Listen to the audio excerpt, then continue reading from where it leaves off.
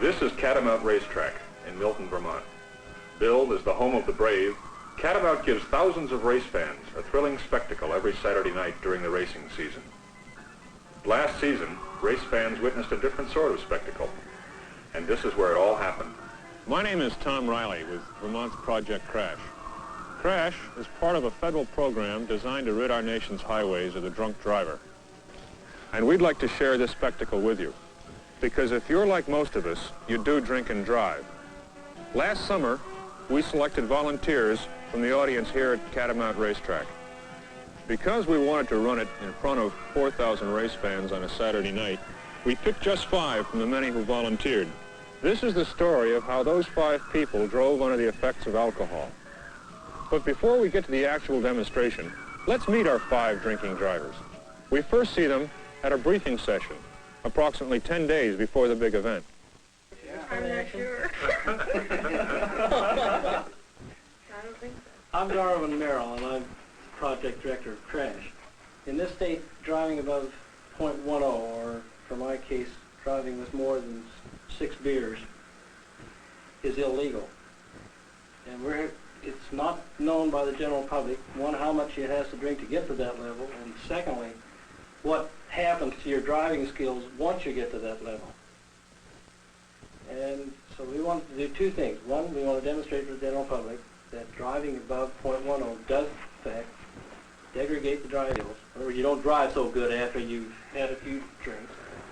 And 2, we want to put it on film, because if it works and people can relate to you, and you, because you're volunteers, you're people who we don't know, didn't know before, who raised your hand in the audience and said, I think I'd like to try this, might be able to show other people coming behind you that maybe it's a little risky if I drink 6 beers or so and attempt to drive.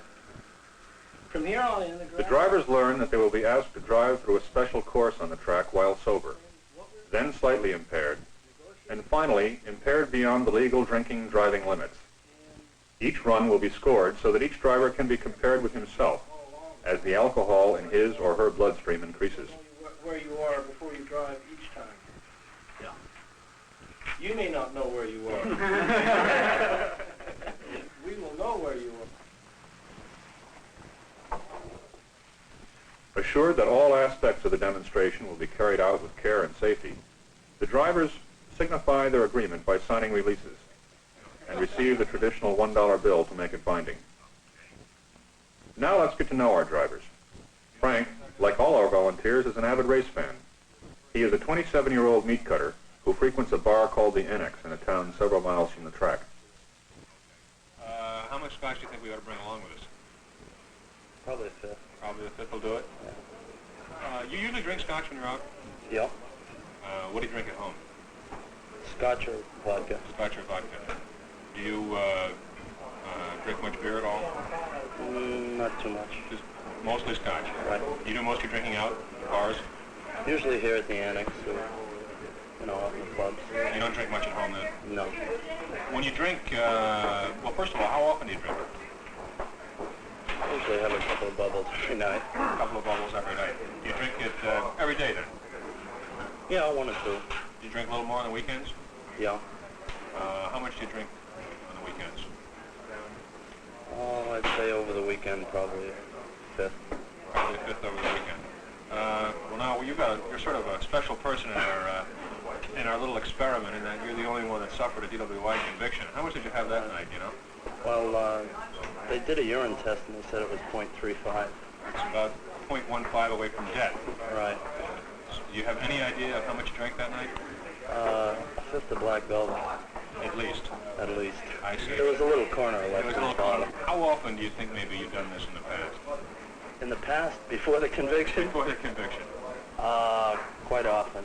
Quite often. And since your conviction, I hand the keys to somebody else. you learned a lesson. It's not worth walking for a year. And I just got a bill in the mail today from my insurance company, and the insurance rates are rather high. How much do you think you can drink now and still navigate safely? It depends on who's mixing the drinks. I see. My drinks, a normal drink is 2 ounces, in a glass, but I usually throw about 3. So how many of those do you think you can handle and still drive safely in, say, a 4-hour period of drinking? Oh, 8. I would 8? say. So that's 24 ounces? Sure. That's a fifth?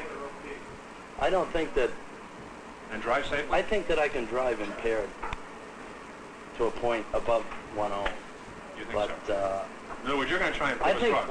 right, I think that my tolerance is higher than somebody else that doesn't drink, Well, we'll find out on Saturday night, won't we? Right.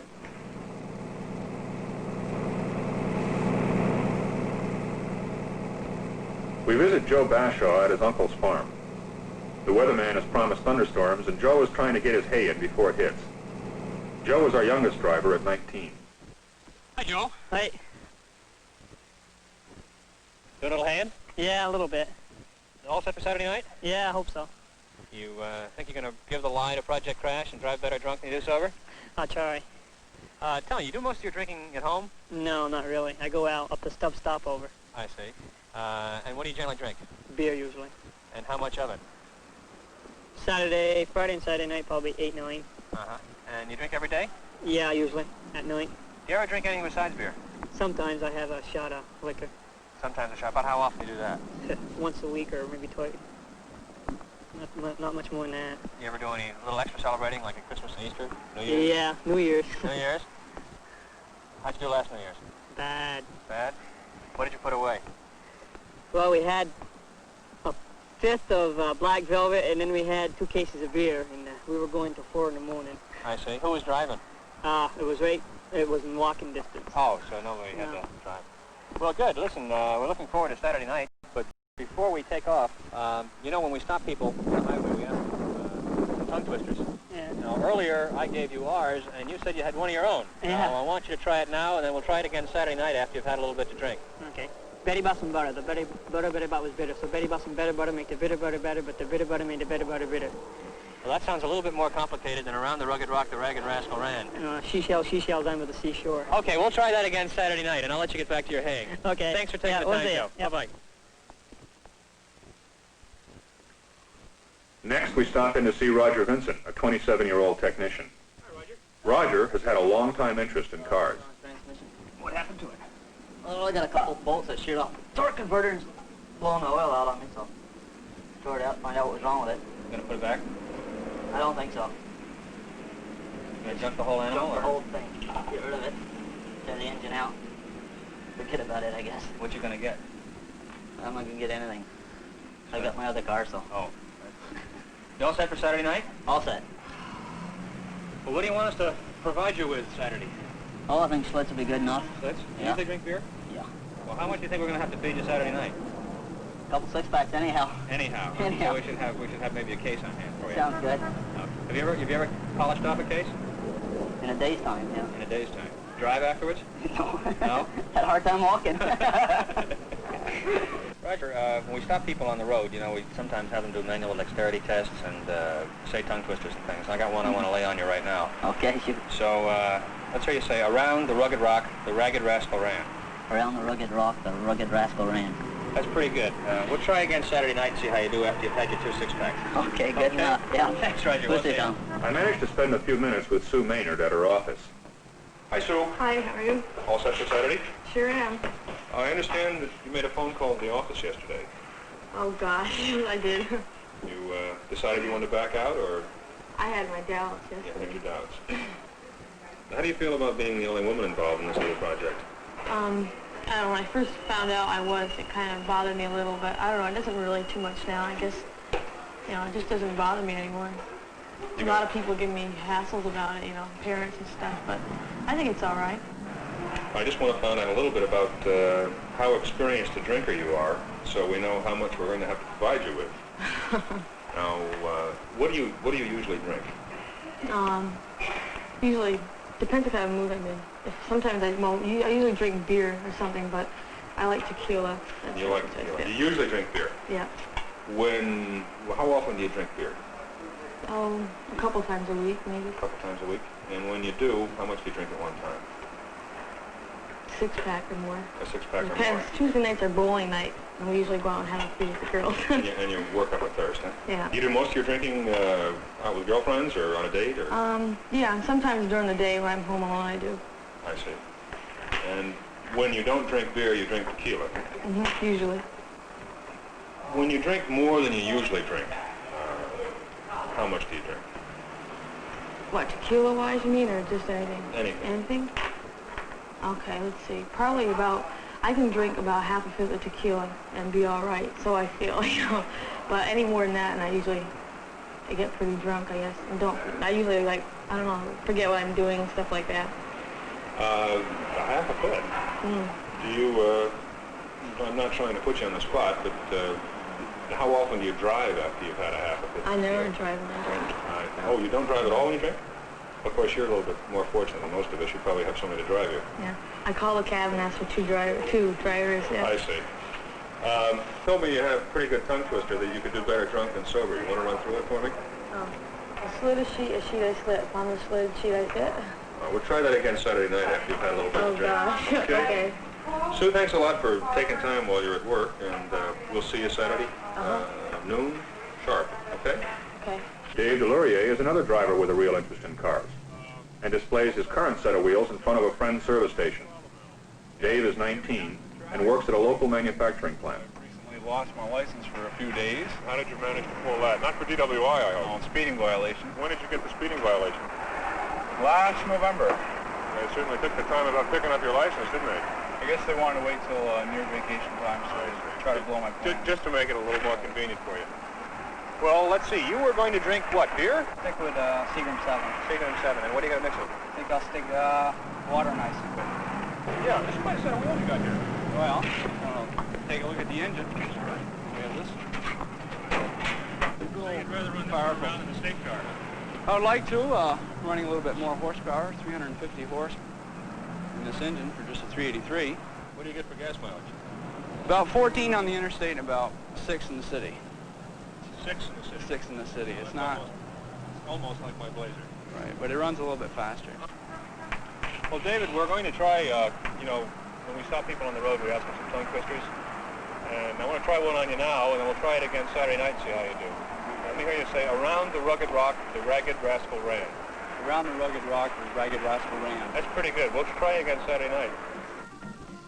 Sue, Frank, Dave, Joe, and Roger come early on Saturday to practice the course in front of empty stands. All right, Susan, we're going to be running these cones over here first, and the serpentine. You come through there. Now, after you get some practice, you'll be able to do it in about 25 seconds, through to where that gap is. Then you take this decreasing radius curve into that simulated garage. While we're giving Sue and the others a few practice runs, let's take a look at the course. The course begins with a series of sharp curves called the serpentine. Traffic cones mark each side, and the course is especially tough because of the slant of the track.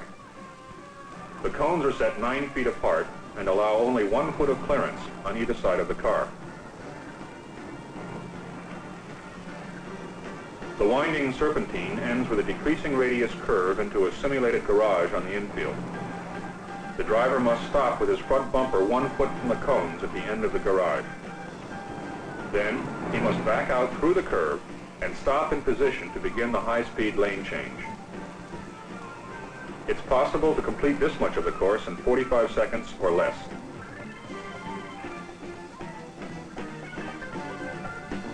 Then, on a given signal, the driver rapidly accelerates to 30 miles an hour. When his bumper reaches the first set of cones, he's given a command on the track's loudspeaker system and by the flagman to go either left or right.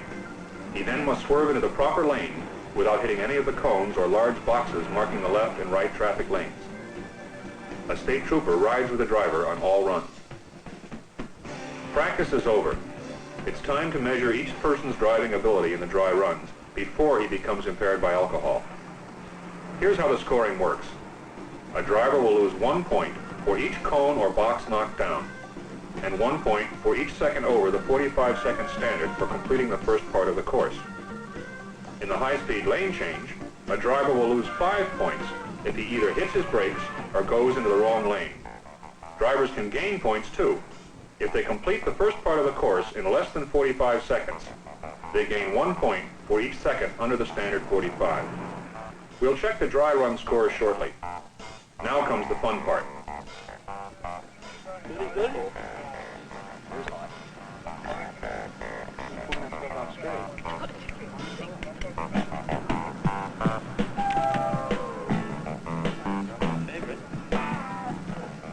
You can't show that though, can you?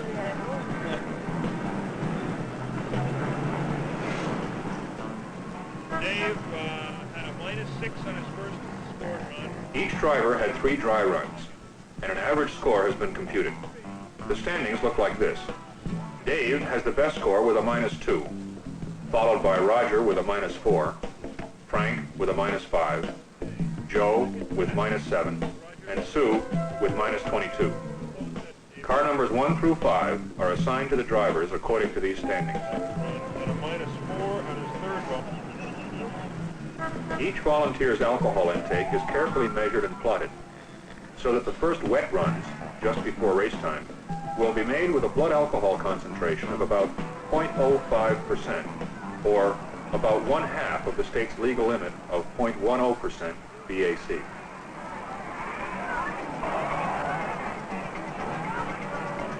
With the stands filling rapidly, the first wet runs are made.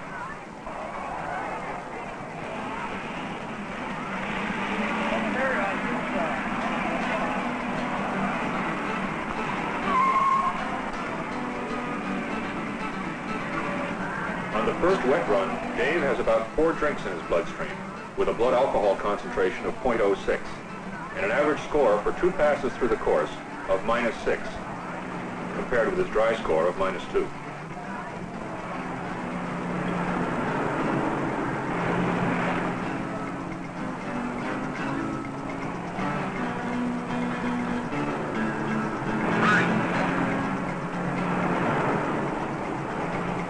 Because Roger is pretty light, the 4 drinks in his bloodstream put him up to a BAC of 0.09, and his score jumps to a -26, compared with a dry score of -4.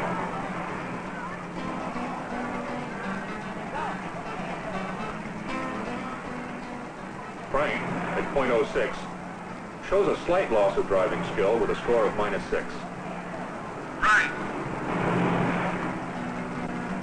Joe, with a BAC of 0.05, has exactly the same score as on his dry run, a -7.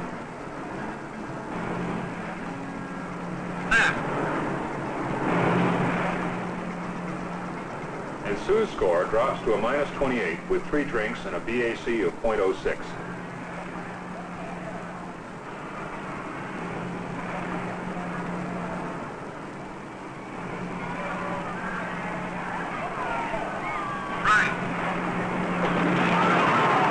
Except for Roger, whose BAC shot up to 0.09, our drivers show little loss of driving skills in the first wet run. They have BACs of about 0.05, the point where most normal social drinkers call it quits and stay out of trouble on the highway. After these runs, during the first series of races, the drinking begins in earnest, and the volunteers begin showing signs of alcohol impairment. Killer on me. Yeah.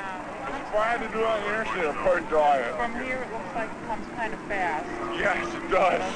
It does, because it doesn't sound like he's doing it until about 2 inches before you get to them things that I thought I was going to rim. I did. Man, the cameraman's right there. He's going around, and I just, boom, right through it. I loved it. The rest will go a lot worse. How many more do you have? I've had one since the last time.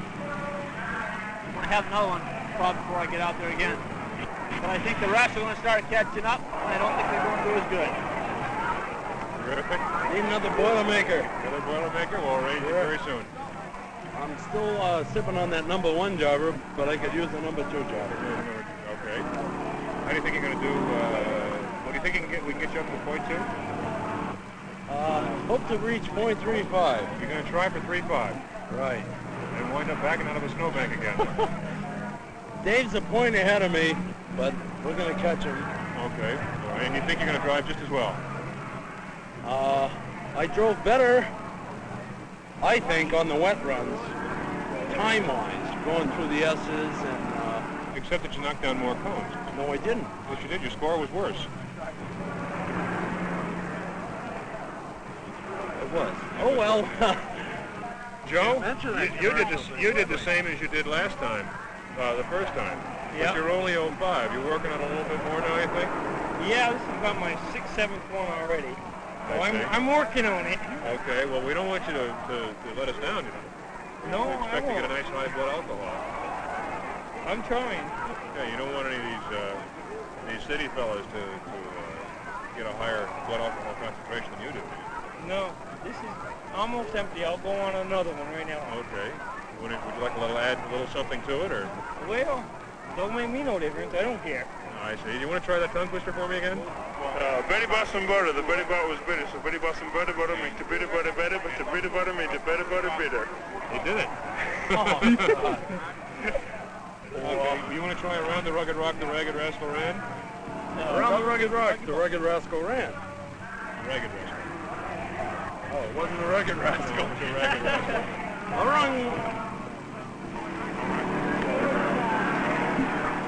They go to, like in the garage, they have a whole new paint job, you know, in a week, and then they come back, and, you know, they're all, like, number 77, he goes to the garage once a week, he has a paint job, right? And he comes back, and he's all sparkling new, like nothing happened. Does he ever win any races? No. I see. In addition to recording the number of drinks consumed, each participant's actual BAC is taken on a breathalyzer prior to the wet run. All tests are supervised by the state police. It's intermission. Just before the feature race of the evening, the stands are packed and our 5 drinking drivers take to the track. First we have Dave at .13 with 8 beers under his belt. Dave's dry score shows he's a good driver, but with a -12 average on these second wet runs, he does 6 times worse with this much alcohol.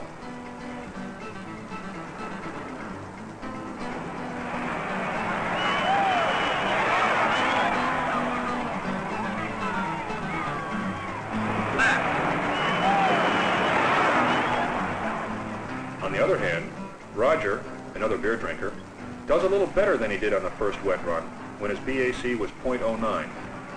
Still, with a BAC of .12, his score of -20 is 5 times worse than his dry score of -4.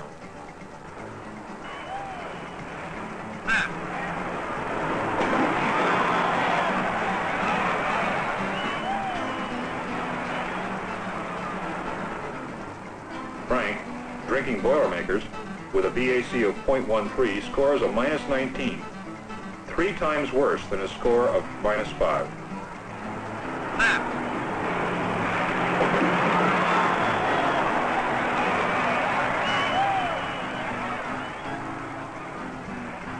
Joe drives with the highest BAC of all at .14 and gets a -16.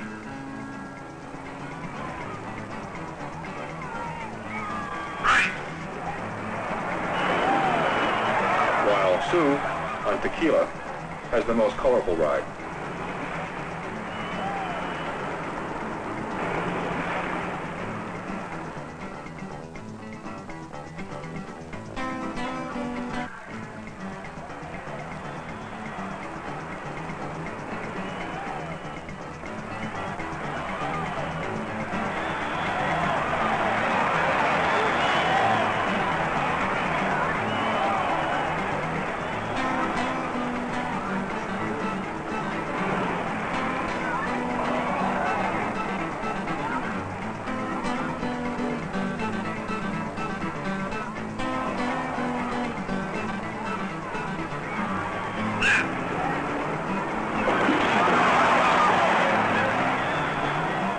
Of course, there's always a morning after.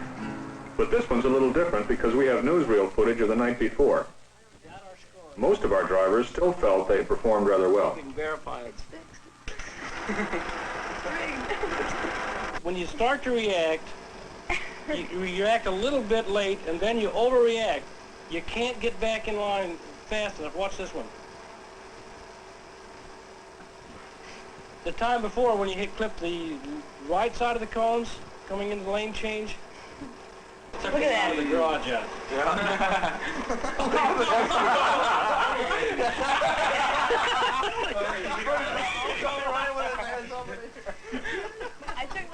I took the wrong lane for You got back on the track, though. I was sick of going around.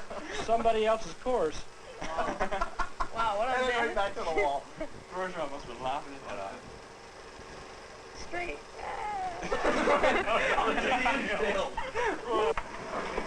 Now that you've seen the runs, and we've told you the score and the ranking, anybody doubt us to the positions, to the scoring, to your ability? I myself thought I did better on the first wet runs than I did on the dry runs, but it shows up that I didn't. You didn't do that bad on your first wet runs, but you were only at an 06. Right. And I remind you, that's just the starting of impairment.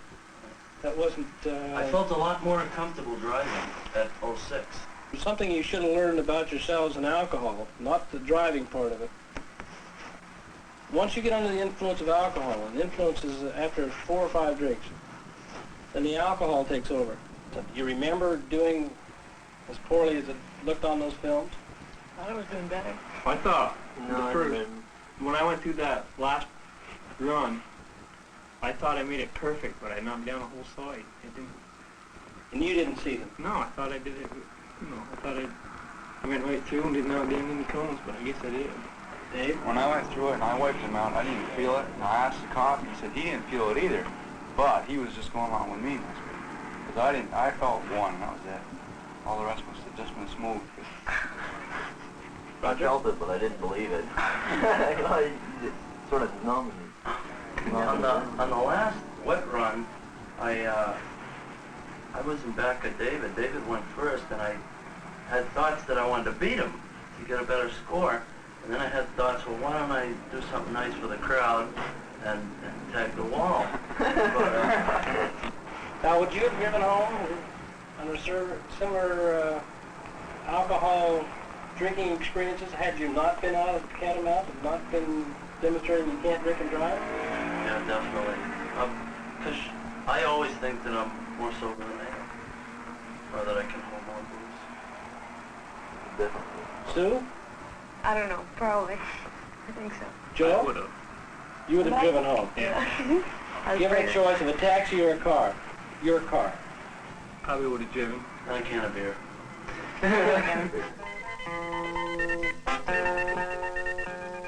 Sue, Joe, Dave, Roger, Frank.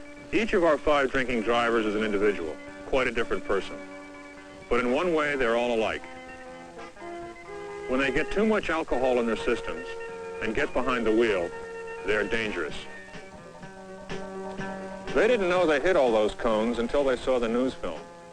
As we just saw, if they had driven home, they could have been in a different kind of newsreel. The kind we see all too often of the carnage on our highways. Fortunately, all they hit were a few traffic cones and boxes, not cars or people. In fact, all of us who drink and drive are alike in this respect. Combine too many drinks with an automobile, and we're a menace. On the track or on the road, few of us could have done any better than our 5 drinking drivers.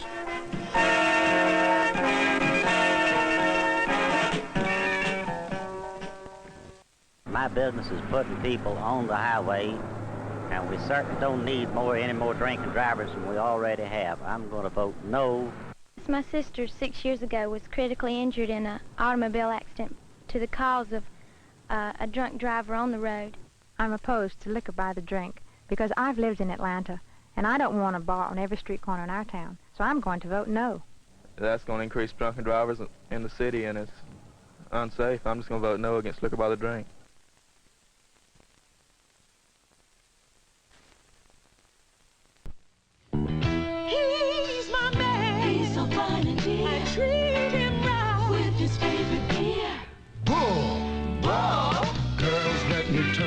to the big bold bull. When sip will make it clear, the bull's got more taste than beer. You big bad bull, so good it's bad. It's the Schlitz Malt Liquor Bull. No one does it like the bull. Say it, Teddy! No one does it like the bull. With all these points, the record's mine, that's clear. Let's buy a man a nice cold beer. Bull! Bull! You get a big bull blue when the bull is here. The Schlitz Malt Liquor Bull will give you more taste than beer. So don't say beer, just say bull. The Schlitz Malt Liquor Bull. Hey, the bull really scores! No one does it like the bull. Tonight you're still a bachelor. Tomorrow's almost here. So while you're still a free man, let's bring on the beer. Bull!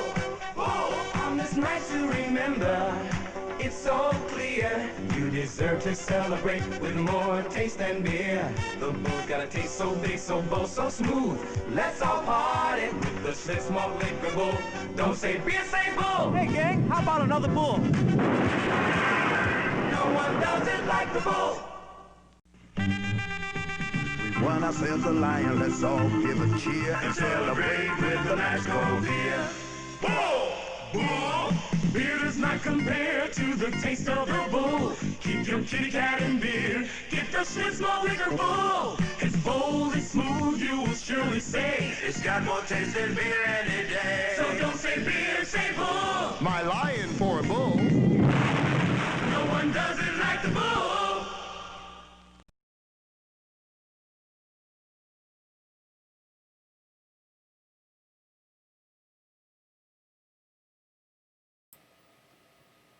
Hi everybody, welcome. I'm Skip Alzheimer. Welcome to the AV Geeks Lunchtime streaming show. Got it. Things starting off with a bang.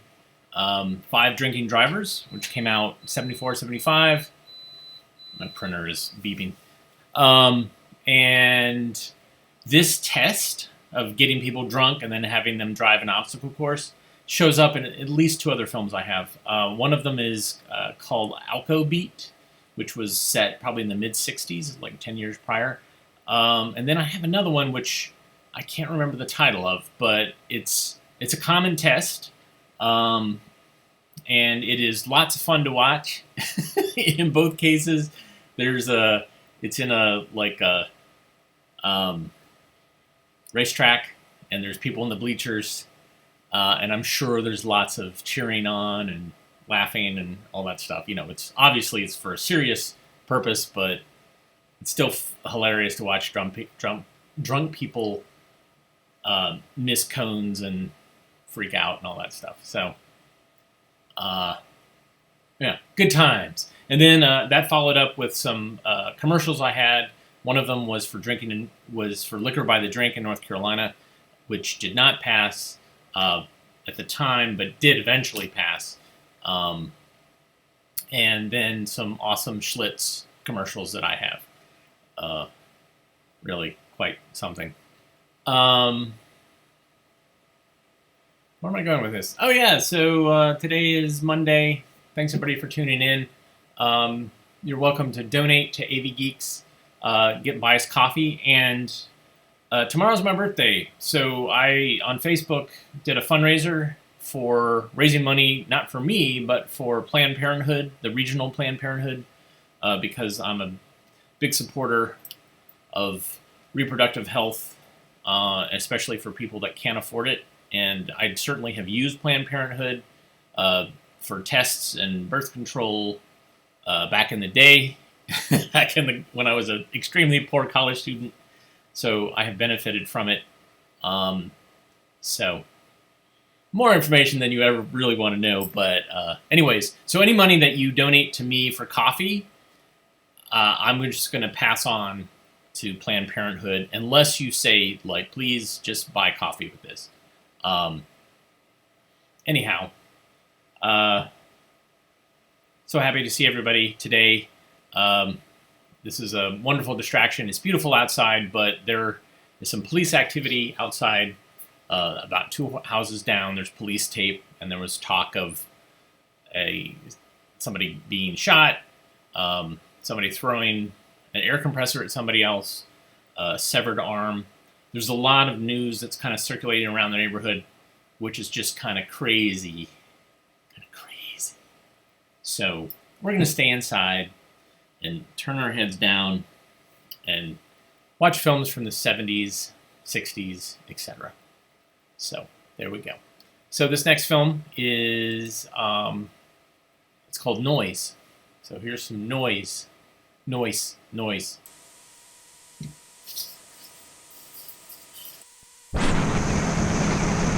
Noises are part of our everyday lives.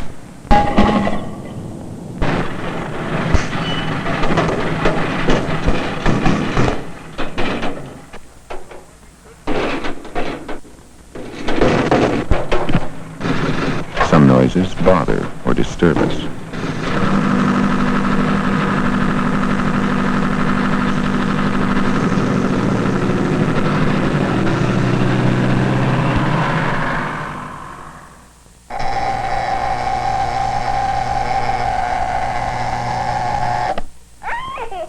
Some noises are pleasant.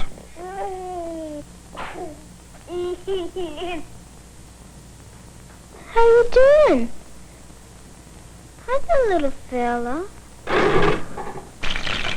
As you watch and listen, notice which noises are disturbing and how people are affected by them.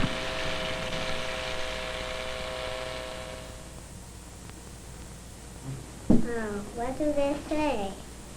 Mommy, please cut my mouth. Is Brian done with his swimming lessons now, altogether? Almost. He's getting much better. You're going to be quite a swimmer there, huh, Brian? Just for me to jump in the water and start swimming on top of water, kicking my feet and doing my hands like this, touching them. I really did. I was the only one who did it.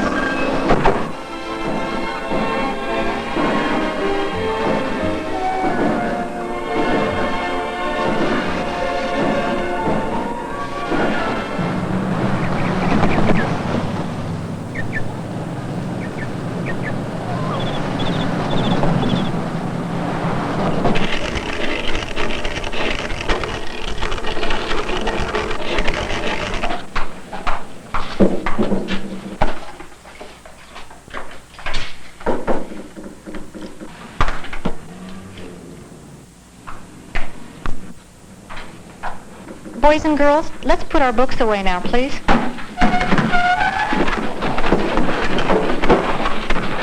Now let's try putting them away a little more quietly. Take them out. Now let's put them away again.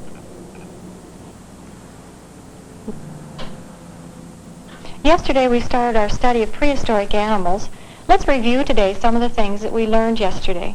Debbie, would you start, please?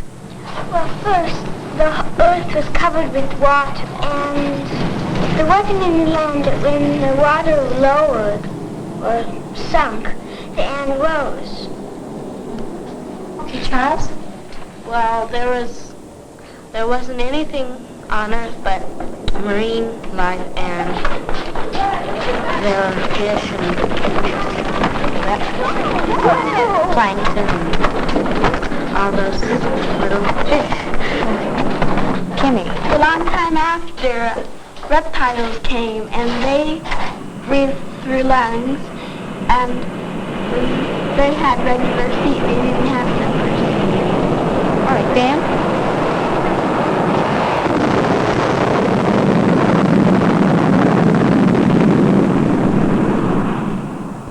The reptiles were big, and some were meat eaters, and some were plant eaters. Then after the reptiles became mammals with hair. As you know, they developed after the earth had live birth. They lived primarily on land.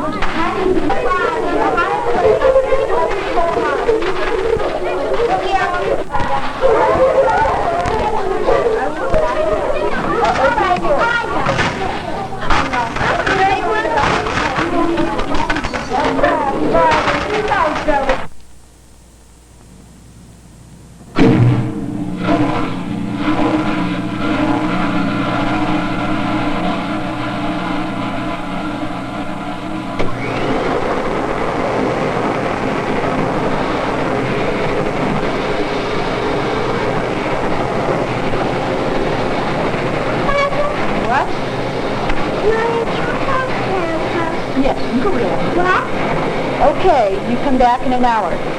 Okay.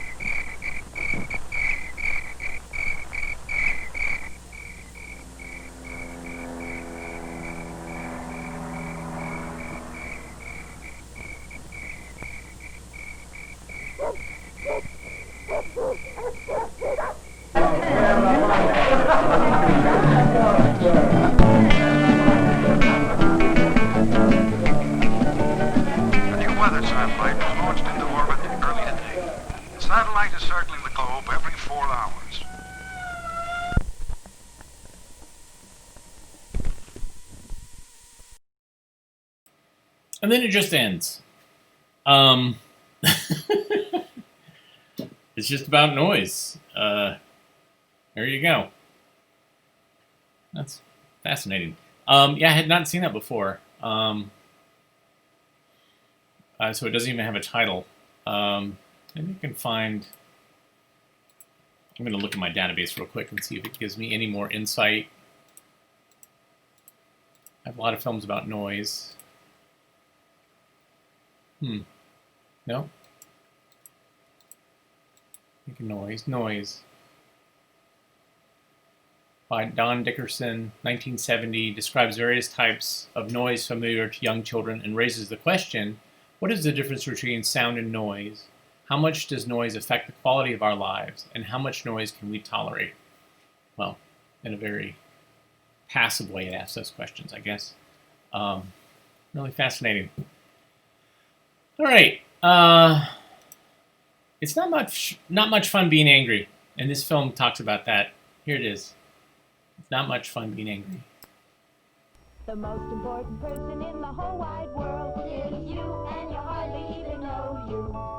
The most important person in the whole wide world is you. Come on, we'll show you. Let's find out more about the things you feel and do, 'cause you're the most important person in the world to you. That's it. That's the last straw. Absolutely the last straw. What is it, Bird?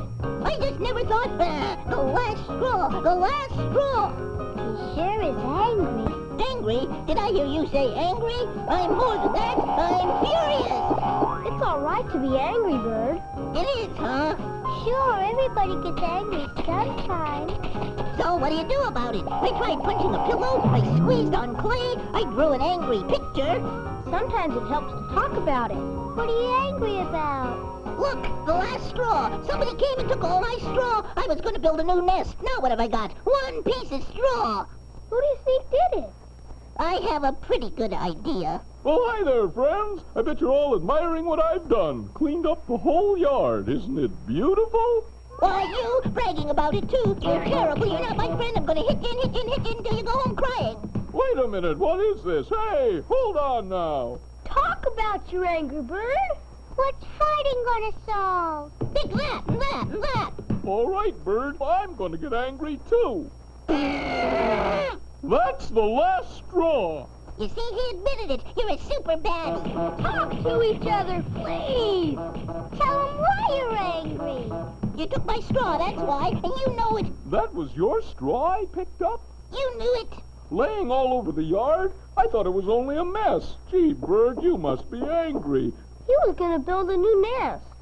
Oh, I'm terribly sorry. If somebody would have told me... I guess I could have told you first, or asked you, before I beat you up. Little Bird, sometimes words can anger people. All right, I didn't beat you up. I'm sorry. And I'm sorry I threw your straw away. Why don't we all help Bird find new straw? Great idea. Please, there are some things a bird must do for himself. Bird, you better not do that. It's not yours. Somebody'll get angry. Shoo, you nasty little bird. Shoo. I beg your pardon? What do you mean by pecking at my pillow? You get me so angry. Shoo, shoo, shoo. I'm sorry, lady. Honestly, I didn't realize this pillow was so important to you. Shoo, I'm a friendly bird. How about a little frog? Well, buddy, now you know how it feels. She sure was angry. I tried to talk with her about it. You even tried to say you're sorry. We heard. Sometimes talking just doesn't work. But she honestly tried, and that's important, too. You know, being angry is no fun. I'm sure glad I'm not angry anymore. But tired. I'm very tired. And when you're tired, the best thing to do is... Did he say rest? Shh.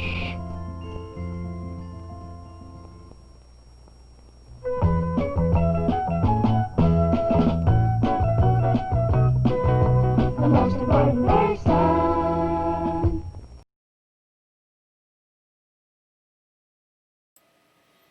Yeah, so that was part of a series of the Most Important Person series, which someone pointed out it aired during Captain Kangaroo.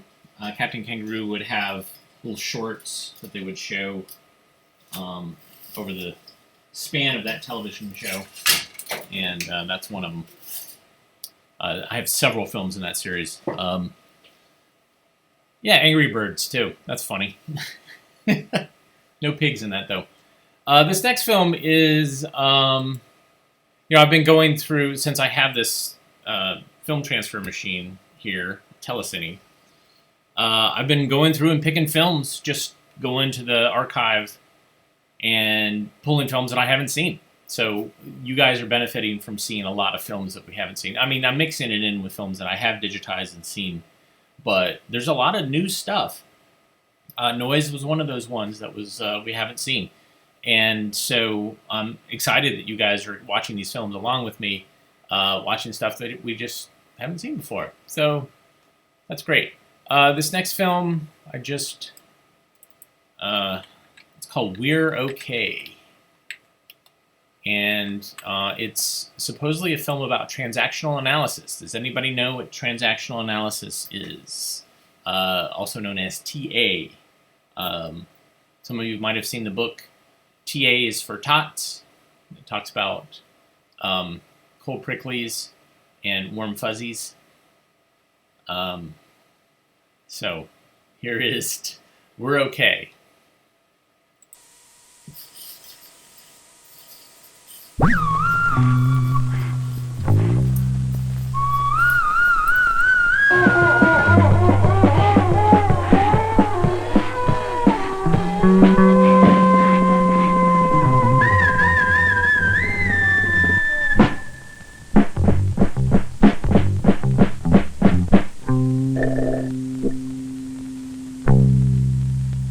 I'm not okay. You're okay.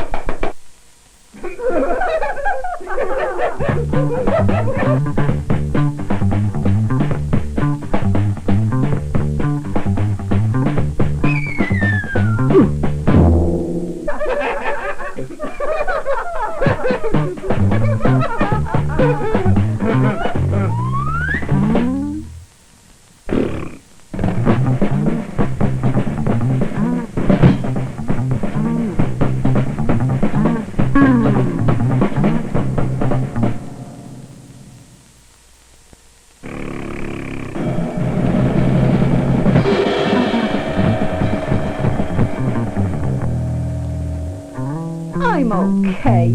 You're not okay.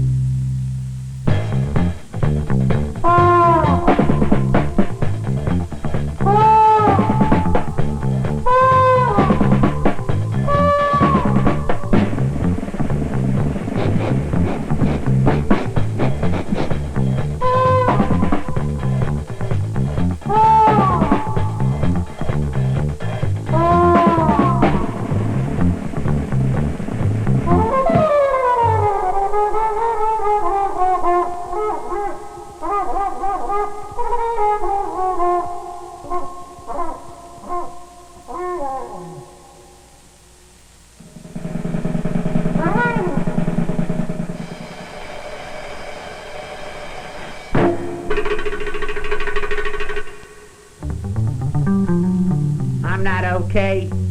You're not okay. These scenes all have something in common.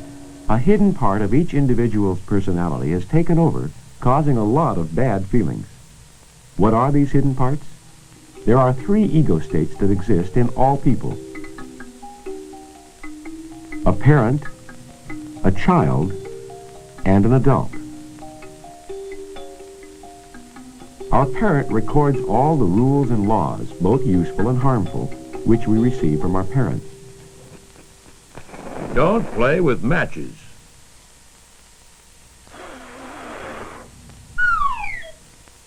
Don't play with matches.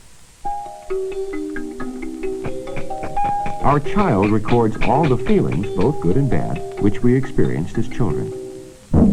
I'm a bad boy.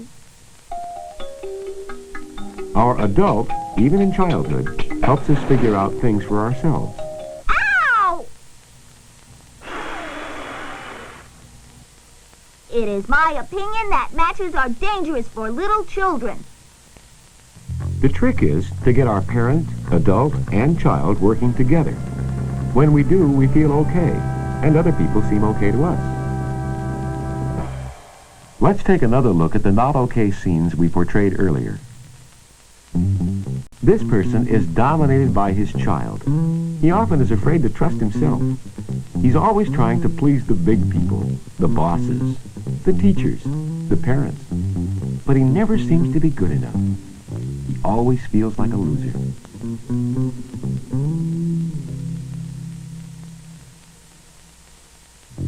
This person bullies her way through life, making sure that she controls every situation. The parent in her wants to make sure that everyone but her is a loser.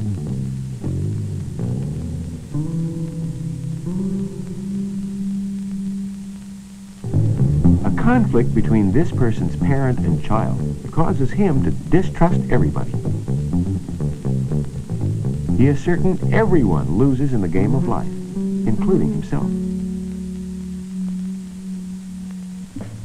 Why does life so often seem to be a matter of winning and losing? Because most of us adopt a not okay life position when we're children. We often grow up believing that this is the way we really are.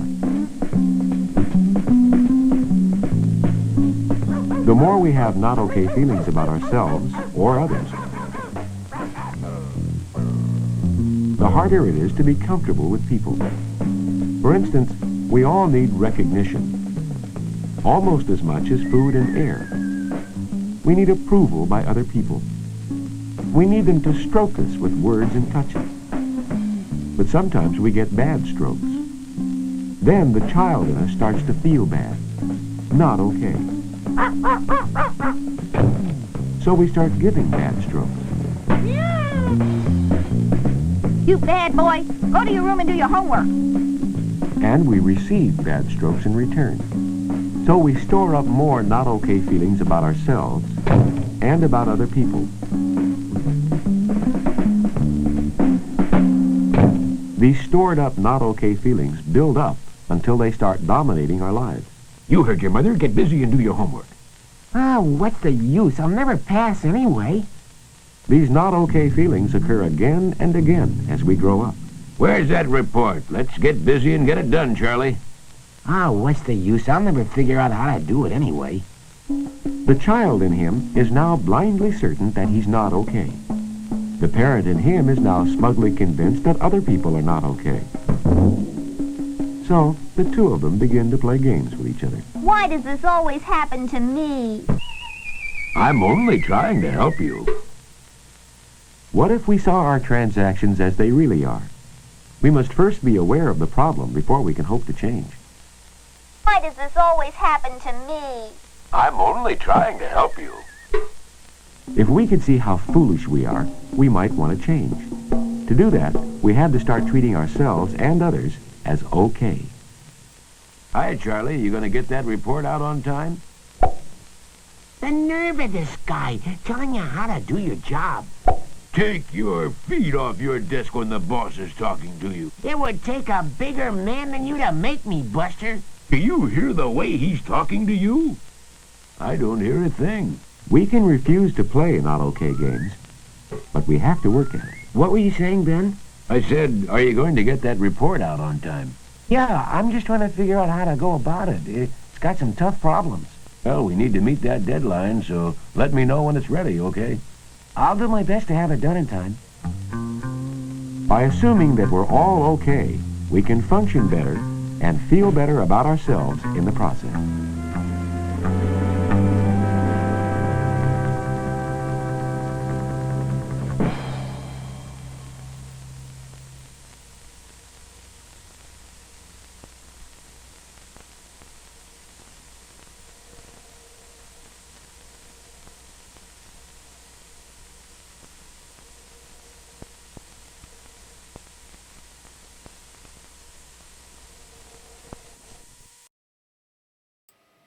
Of course, this was also the book, I'm Okay, You're Okay, which was a bestseller in the 70s, transactional analysis. I have actually a couple of those in my, couple of different films made for different age groups talking about it. I don't know. It's interesting. It's got its positives and its negatives. So anyways, this next film is actually really great. This is a kind of a compilation film of different kids. It'll explain it in the beginning credits. But this is different kids making films about life. So here it is, and it's Canadian. So here we go. Life times 9.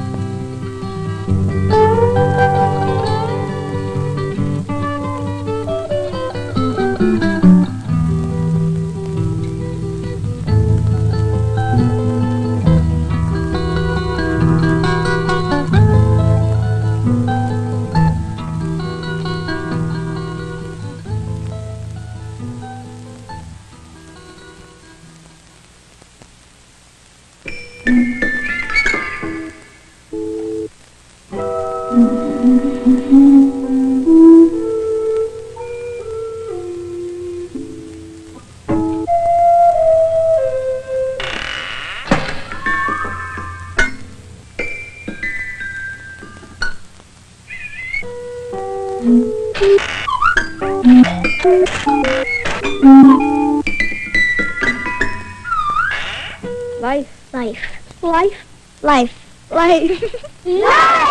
It's okay, sometimes. It's fun. Crazy. It's nothing. Today I am living, tomorrow I may not be. So now there is light in my eyes. Tomorrow there may not be.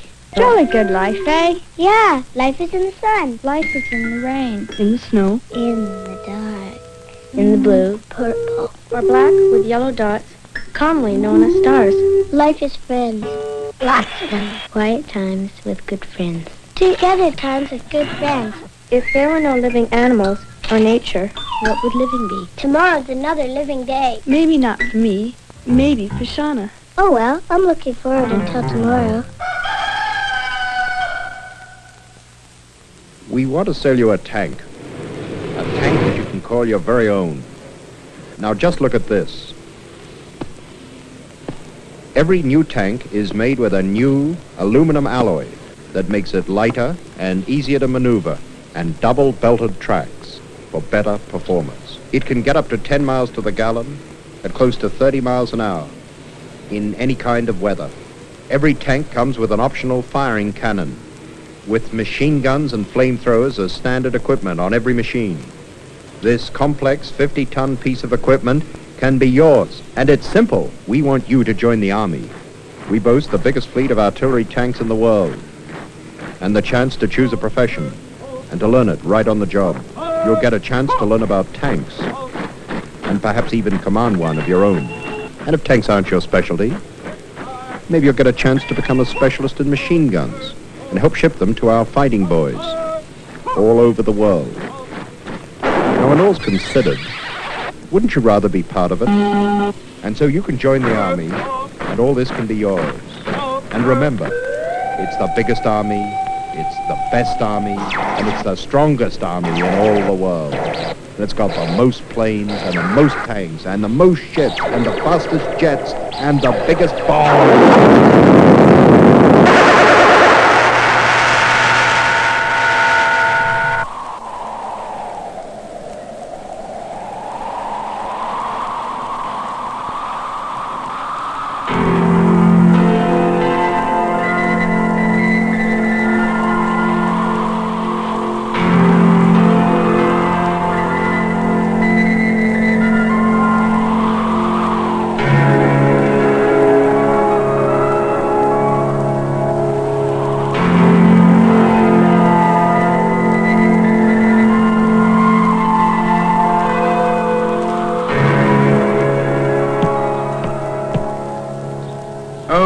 Okay. Can a man get any peace even when he's dead? Do you fancy going back to life for a while? Are you kidding?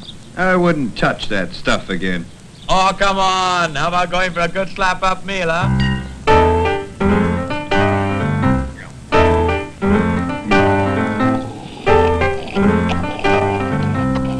You can stuff that. How about going for a bike ride?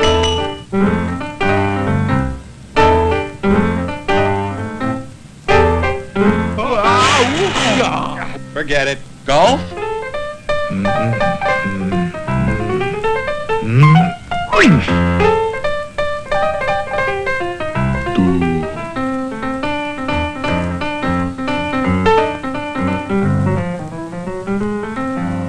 Yeah. Dancing?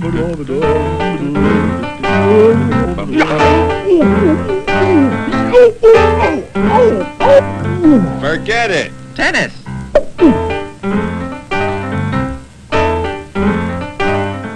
Idiot. Swimming? Mom and Dad? Music? The kids? The flowers? The fun? Gladys and Martha, huh? Martha? Martha! Martha.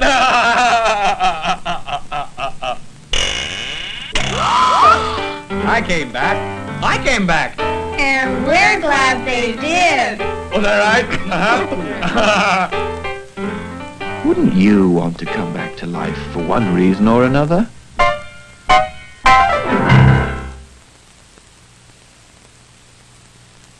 This is a peanut. He can't help living a sheltered life. But you can. Don't be a nut. Break out of your shell. And live.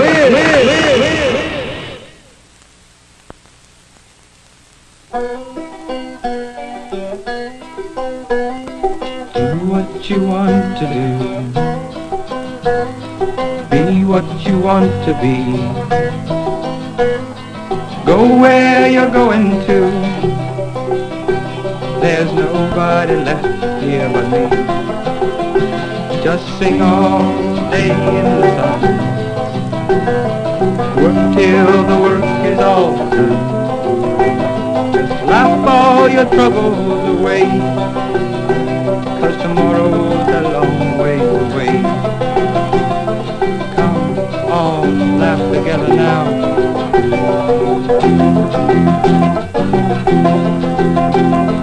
Sing a song or two for everyone.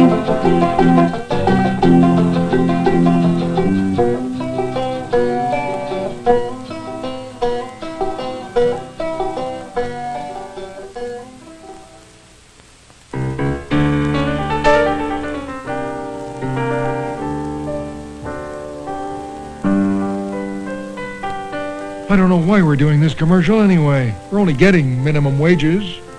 I make the same moves over and over again. Life is so repetitive. And how about the rook pawn? He hardly gets to move at all. How would you like to live such a sheltered life? Here I go again.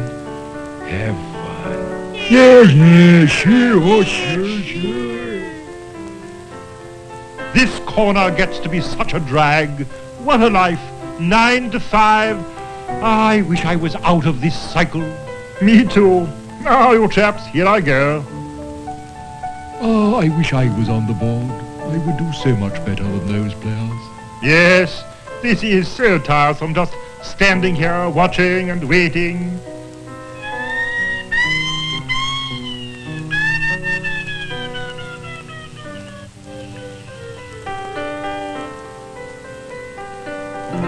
It's not that I don't love you, but lying next to you for so long is so boring. A queen has to get out and be social, you know. Oh, I wish I was playing. Doesn't everybody?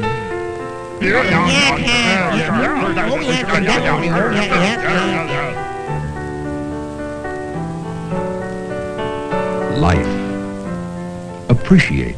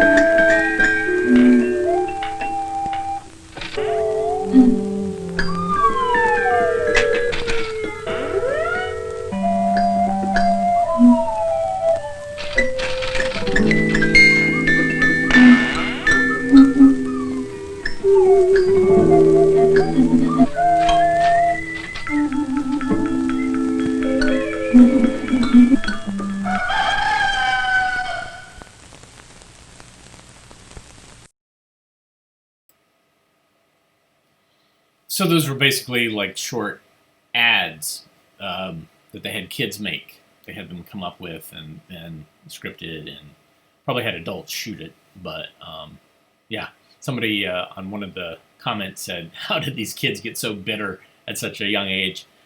Yeah, man, 70s. Cynicism, all that stuff. So let's see. This next film, I have not seen this, but this is A Visit to the Dentist, courtesy of Filmfare Communications.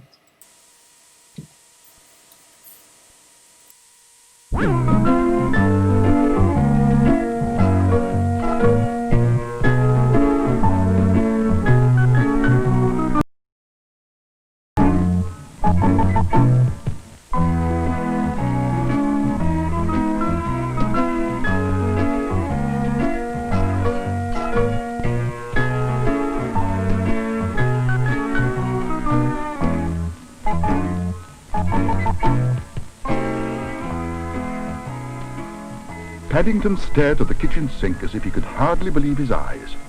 "My tooth's gone down the waste disposal," he exclaimed. "I shan't be able to put it under my pillow and get sixpence now." "I'm very sorry," said Mrs. Brown. "It must have got mixed up with the breakfast things."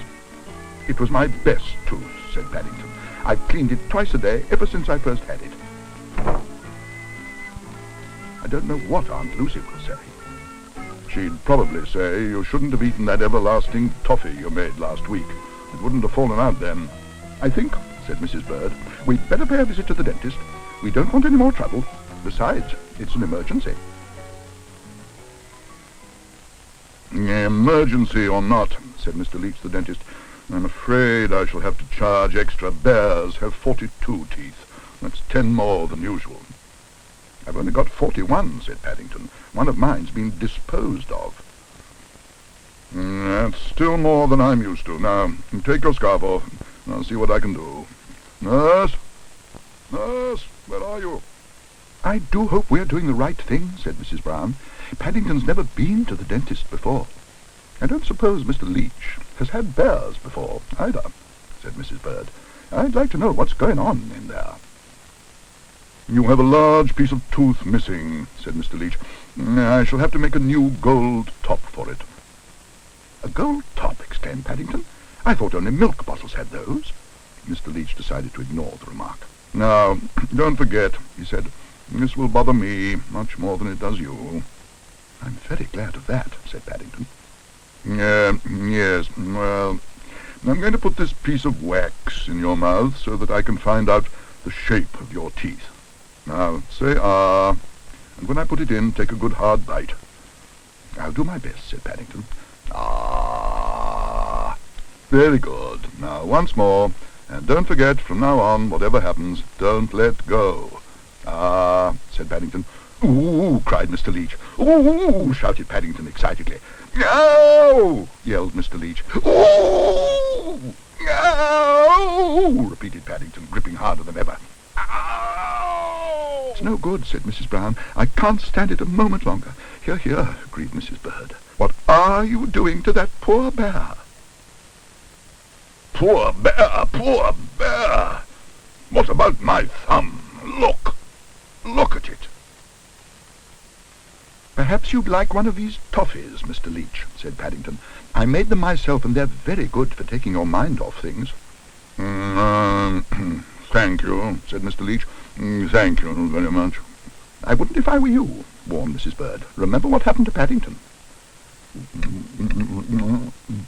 "Oh, dear," said Paddington. "I think Mr. Leach is having the same sort of trouble with his teeth as I was with mine."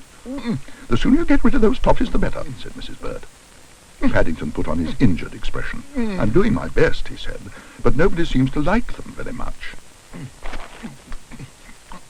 He was about to suggest Mr. Leach tried saying "ah," but he seemed to be having enough trouble with his "mms," so he thought better of it. Instead, he got ready to leave. "I think," he announced, "Mr. Leach is the best dentist I've ever been to. I shall always come here when I've had a tooth disposed of."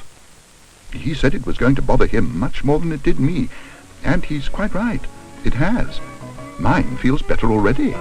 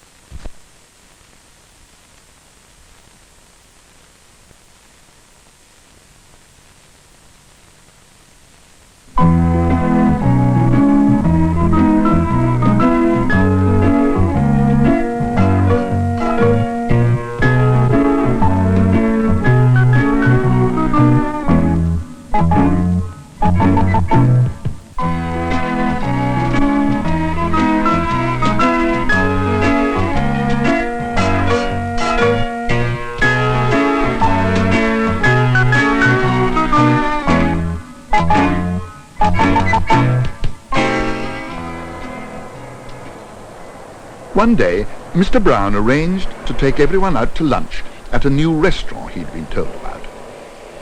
Paddington arrived first, and to pass the time he consulted his favourite book, the Duncan Hyde Good Food Guide. Mr. Hyde went around the country testing restaurants, awarding the ones he liked best special hats as prizes. The very best were given bowler hats, but as far as Paddington could make out, the present one didn't rate even so much as a cloth cap. All the same, his mouth was starting to water. And it began to water even more when he caught sight of the sweet trolley. The Browns were still nowhere in sight, so he came to a decision. It seemed much more sensible to wait for them inside the restaurant. Bonjour, monsieur. May I be of assistance? Asked the waiter as Paddington drew near. No, thank you, said Paddington sadly. I was only looking. I think some of the sweets on that trolley might be worth a bowler in my food guide. To Paddington's surprise, his words seemed to have a magical effect on the waiter, and he immediately fetched the manager. I can't tell you how delighted we are that you've honoured us with a visit, he boomed. You can't? Exclaimed Paddington in surprise. Pray follow me, said the manager. Thank you very much, said Paddington.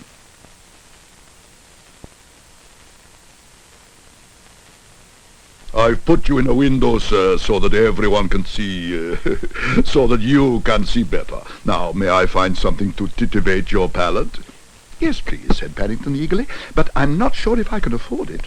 My dear sir, we don't want to bother ourselves with mere money. Don't we? Exclaimed Paddington. Certainly not, said the manager. Our chef is at your disposal. We want you to feel completely at home. Oh, I do already, said Paddington. When can I start? I'm hungry. Well, said the manager, I can recommend our avocado pear filled with sea-fresh prawns, or there's Dover fresh sole, farm fresh veal, oven fresh steak and kidney pudding. I think I'd like to try some of each, please, Paddington announced rashly. My palate's very titivated. Some of each? I must say, sir, you take your job very seriously. Would you care to test one of our rare old wines as well? Paddington considered the matter for a moment. I think I'd sooner have some tin fresh cocoa, he said, but not too hot, please. I'm having lunch with Mr. and Mrs. Brown at 1 o'clock. Another lunch? Good gracious! I'd better leave you to your task, sir, but I do hope you'll see fit to mention us when the time comes. Oh, yes, said Paddington happily. I shall tell all my friends, just as soon as I've finished. And what, asked Mrs. Brown, are you doing, Paddington? We were expecting to find you outside, said Mr. Brown. I wish you had, groaned Paddington. Oh, I've eaten too much. Paddington? Echoed the waiter. Paddington? Do you mean to say, we thought you was Duncan Hyde, come to test our dishes for the guide? By the look of the bill, said Mr. Brown, he'll be testing the washing-up machine. Gosh, said Jonathan, it's over £17. There's £2 for a peach surprise, said Judy. I've got another surprise, said Paddington.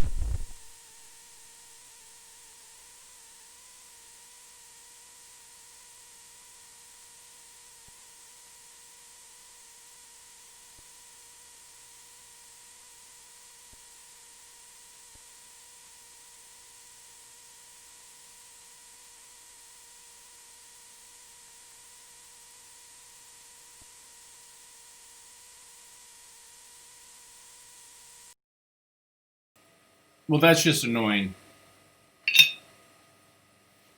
Just annoying. I wanted to know how it all came out. But the copyright hammer came down on YouTube. So we're going to wait for it to kind of come back. Yeah, I think I'm back. All right, sorry about that, everybody. What time is it? Well, we're almost done. Yeah, we'll just call it. Let me just say thank you to Ken and William for coffee. Tomorrow's my birthday, and I'm trying to figure out what I'm going to show. I think I have something in my head, and it'll be something very special, and maybe something you've never seen before. I don't know. We'll see. I found it in my collection, and it was like, wow, what is this?